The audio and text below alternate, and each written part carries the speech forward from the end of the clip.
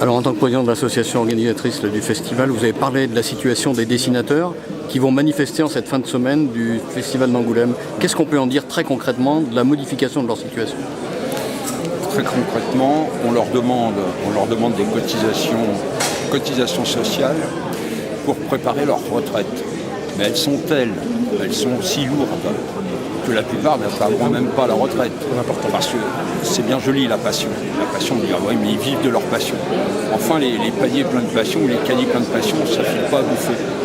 Et on va les faire crever plus sûrement, ou tout au moins de la même façon qu'on a fringué les auteurs de Charlie.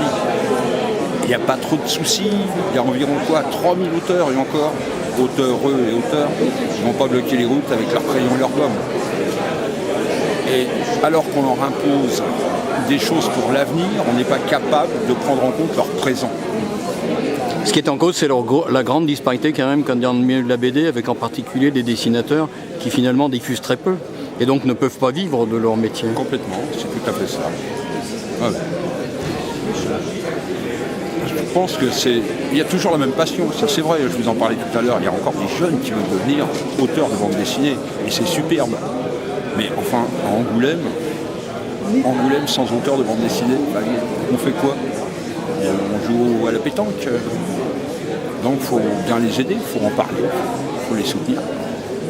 Ça me paraît complètement logique de la part de l'association qui a créé le festival.